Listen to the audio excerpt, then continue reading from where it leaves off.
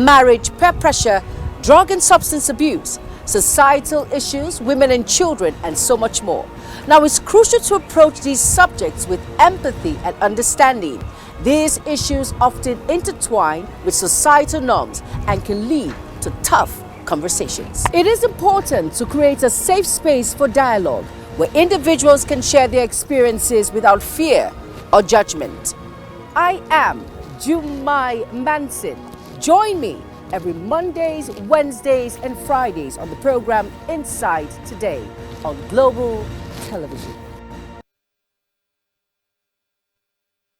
Navigating intersections of social media and school success requires thoughtful approach to strike a healthy balance. Now, social media can offer valuable learning opportunities, enabling students to connect with peers, access educational resources, and develop digital literacy skills. However, excessive use can lead to distractions, decreased productivity, and negative impact on mental health on all, which can hinder academic performance. Hello and welcome to Inside Today. I am Jumai Manson. I am being joined by an educationist. She is also a broadcast journalist and a teacher. Do not go anywhere. The program continues shortly. Stay tuned.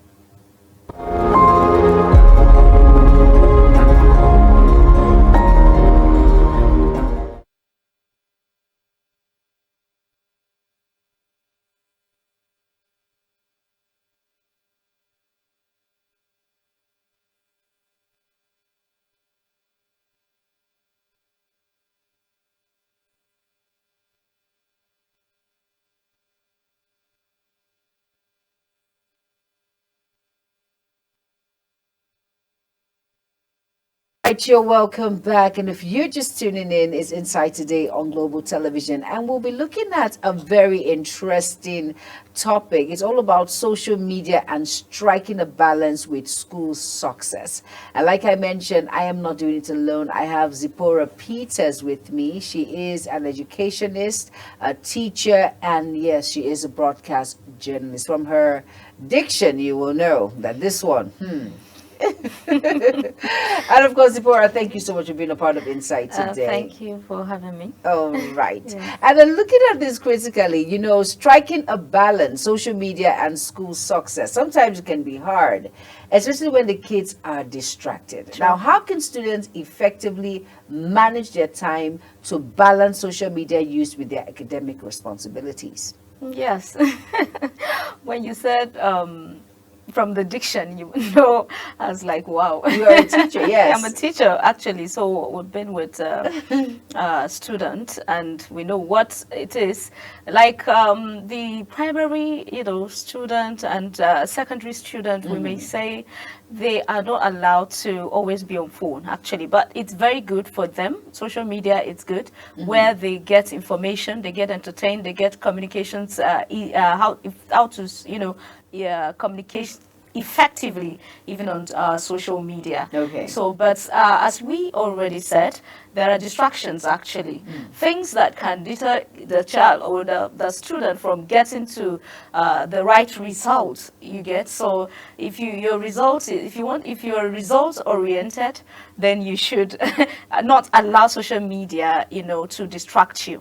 Because the minute you click on any social media or handle or anywhere you are on social media, it has to do with a lot of things. So if you are looking for an educational stuff to look for or to check or to do anything on educational thing, you have to be very, very careful, because we have a lot of arts going on. When you are on social media already, you have arts. Okay, so things coming up, you might see something you want to glance, you want to check. What's this? What are they doing? Tell me, what are they selling? Oh, are you there for that? So you're there to learn. Or you're there to learn. There's a particular thing you want. If you're there's something you want. Okay, like in schools, we have WhatsApp groups. We have Telegram groups where students, convey, where they meet, to discuss issues, school issues, or academic stuff. So if you are this kind of person that really know what you're doing, you know where to go to. You're on WhatsApp, okay, let's check. Is there any information for me? Is there anything in the class? Oh, you have a test. Okay, we have exams. Okay, we have this. We have lectures. Okay, we have this and that. Okay, I think that should be where we should be going to. And then we should not allow it distract us. You see art, you look at the art very well and see, is this educational? Is this something I can learn from? Okay. Okay, then then I will like follow or maybe when accept you were, cookies. when you were glancing, were you thinking about the computer? Yes, computers. Because I was wondering what's going on. Yes, even our children, even in secondary school, in primary school, we know we have computers. Children have computers. Yes, they do. So in their leisure time, or let's say break time, or maybe after closing hours, they will ask, okay, please, Missy, can I just, have my system? Can I just maybe watch a movie and all that? During break in school. You can imagine, yes, they will ask. That's to tell you that even those in the primary school, they still have interest on those things. And so you have to be careful. Now, looking at, someone will tell you, I've met someone who says, Jumai, the truth is, as a parent, it is advisable that your kids do not have access to phone till when they're done with secondary school.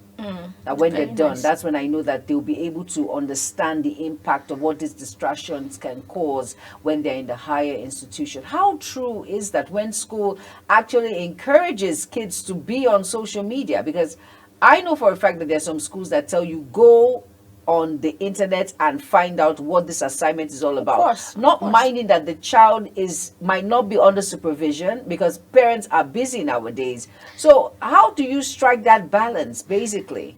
Parents are supposed to have parental guardians. If you're using a social media or a smartphone, or you're using a computer, if you know that this computer belongs to a child, then you should have a parental guardian on it. There are settings on it. You go for that settings and make sure that, okay, this phone is under parental guardians. Okay, parents can see what the child is doing. When you set that phone or you set that particular system like that, then it will be very mindful of the fact that it's a child that is using this. And then it will be strictly educational programs. Great. Yes, So it will be strictly. parents can actually monitor what their child are doing Sure. on their own phones. Yes. You have settings that you can go, you can set the phone like that, and then anytime there's something wrong, you will know. Because you always check the phone and see, is that setting there? Is there anything? And then sometimes there will be an alert, maybe alerting the parent that something is wrong somewhere. So I think parents should also check that very well. Parental and school, or let me say, and school role is their own rules to check. Because in schools we have system for children. Yes, all our children have systems. They use the computer. Yeah, where do they take their test? It's there. They take CBT. Yeah, so they know all these things. What a child would do on a system, Jumai, even you may be thinking that you'll be shocked. Like, how did who taught him all these things? And you'll be like, So we have smart kids these days. We do. So we should be careful. Extremely. Yes. Now, what are the potential negative impact of excessive social media use on students' academic performance? Yes, you have to talk about distraction, like I said before. Frequent notifications interrupt. They interrupt study time and focus. As we said, I mentioned arts, right? Those kind of things. They interrupt student focus. It's a child is supposed to, or the student is supposed to focus on why he is there, or that they are there. Okay, and if they are there, then they should focus on the reason they are there. Okay. As I said, if you see something pop up like you want to check, then it's a distraction. We should do away with distractions when it comes to studying. If you really want to be successful academically using social media, then you have to be careful. And then you have it. We know that the effect, it has a lot of effect. It reduces sleep. Yes, it does. Midnight scrolls, you find out that children of nowadays, like my aunt was saying that she visited her sister, that's our sister.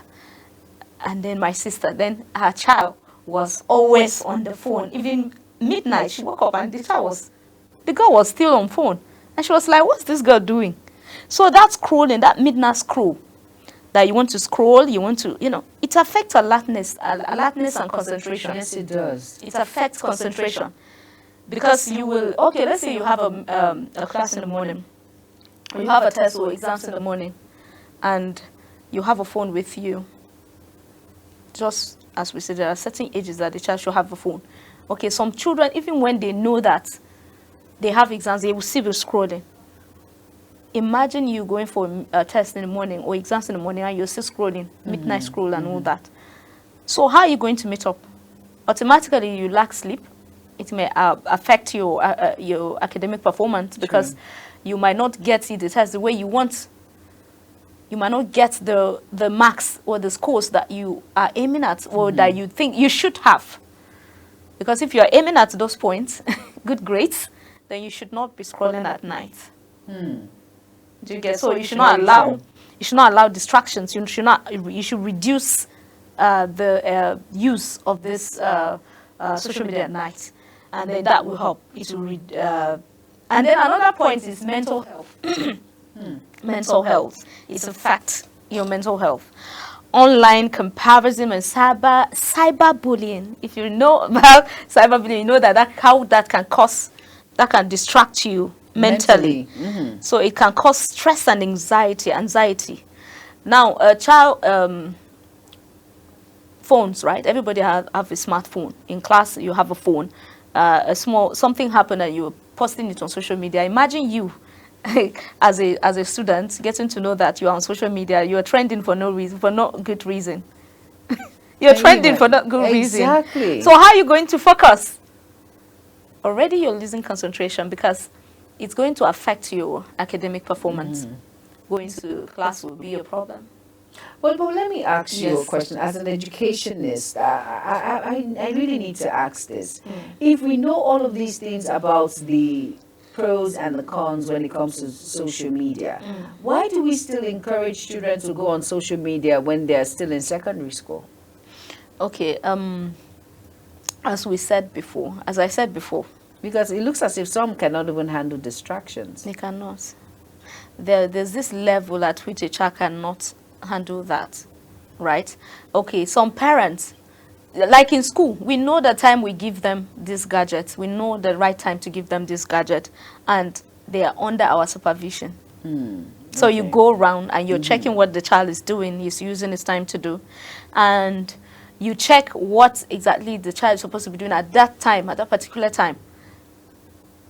Then, now let's say parents at home, they might not have that time to, moderate or to monitor this activities, the child's activities on social media and all that. So that's where I would say it's not actually good to have that phone or that system or use that social media at that time. Like us in primary school, the parents at home, we call the parents, we tell them when the child should use. Help the child. We always put that, guide the child through to do this homework. Guide the child to do the homework. So if we have it on social media, then the parents should have the phone with them or the system with them, and then guide the child through. When we're done with it, you collect it. Well, Zipporah, you know how it is. Let's be realistic. But seriously, in boarding school, they don't even allow them come with their own personal phones. Very true. That is it. But I'm looking at those that are not in boarding schools, Zipporah. I know you're an educationist, but at the same time, parents are busy. They have a lot on their plate, dealing with coming back home on that traffic, being at home, being at the office from morning till, and yet supervising kids, really. Like I always say, Really? Parents should still have time for their children, Very right? important. Is their priority, because if you are ready to have children, to have kids, then you should be ready to take responsibility. Very important. Okay, so if you are going with if you have a child and he has a phone, like in a secondary school where they go and like a day school, they also don't allow it. But these children, I don't know how they get their way. They still, Sneak in with their phones. I told you they're more I know advanced than us. Well, you know what? We're going to quickly go on a very quick Okay. break. Let's go on a very quick break and take a breather. For most parents that are wondering, really? They sneak in their phones? Oh my Yes. God, just calm down. We'll find a way around it. Don't go anywhere. It's a program Inside Today. Let's go on a very quick break. The program continues shortly. Stay tuned.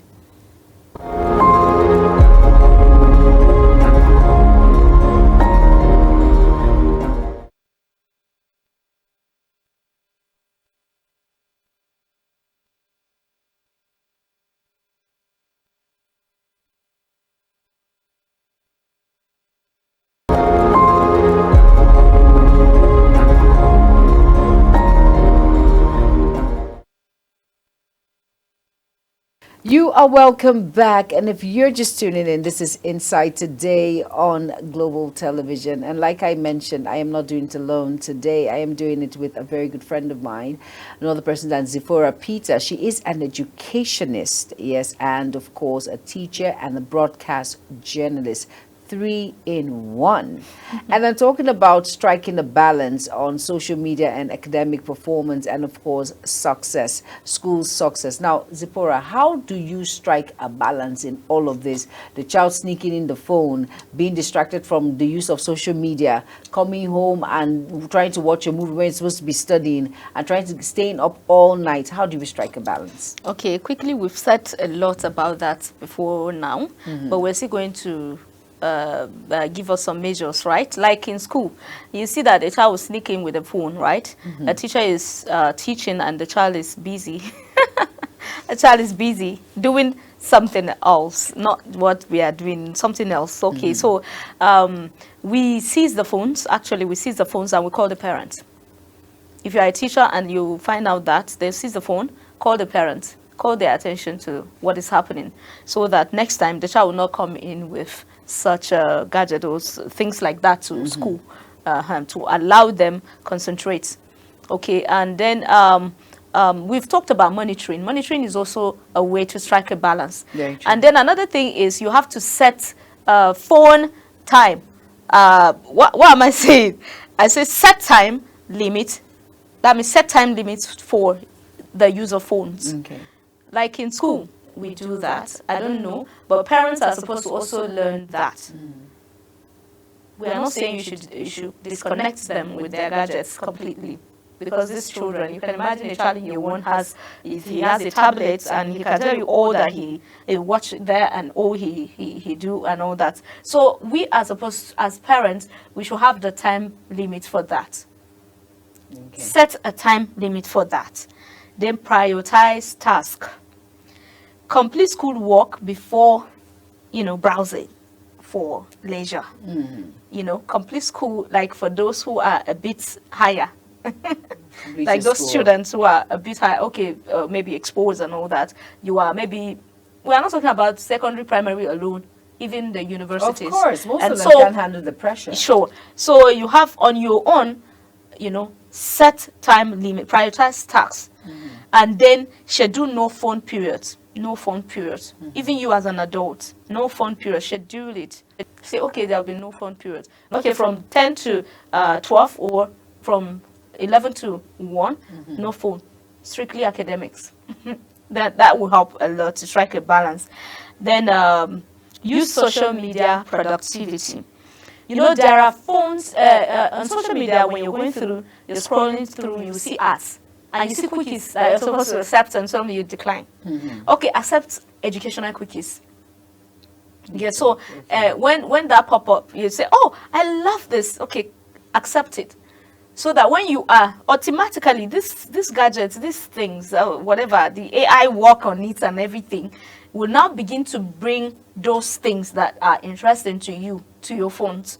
Anytime you're scrolling, you will begin to see educational stuff. Instead of seeing things that will take your attention or mind, distract your academic performance or stuff like that. Then you begin to see educational stuff popping up. Wow. Automatically, because you've accepted what cookies on that. So that will help a lot to strike a balance. Social media is not bad at all. It's not bad at all. Well, it's striking a balance it's not completely bad. So, let's say it's okay. not inherently bad. So striking the balance to improve your school success is the Yes. most important. Yes, Okay. it is. Oh my goodness, Zipporah.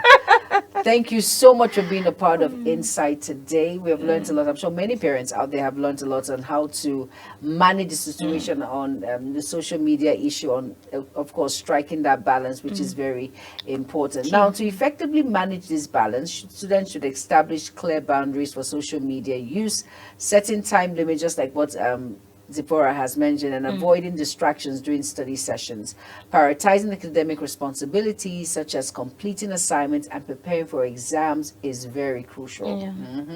Additionally, cultivating a healthy online environment by curating content, avoiding cyberbullying, like you mentioned, and promoting positive interactions can help mitigate the negative effect of social media. Now, ultimately, the key lies in mindful engagement, prioritizing academic goals, and leveraging social media as a tool for learning and connecting rather than a source of distraction. Now, this approach empowers students to harness the benefit of social media while safeguarding their school success, which is a priority. Zipporah, thank you so much for being a part of Insight today. And Zipporah Peter, she is an educationist, she is a teacher and a broadcast journalist. And I am Jumai Manson. Thank you all so much for being on the program with us. And of course, from Zipporah and I, we're going to say bye-bye together. Zipporah, let's say bye-bye to all our viewers. And from Zora and I, we say Bye-bye. That human angle topic on family, marriage, peer pressure, drug and substance abuse, societal issues, women and children, and so much more. Now, it's crucial to approach these subjects with empathy and understanding. These issues often intertwine with societal norms and can lead to tough conversations. It is important to create a safe space for dialogue where individuals can share their experiences without fear or judgment. I am Jumai Manson. Join me every Mondays, Wednesdays, and Fridays on the program Inside Today on Global Television.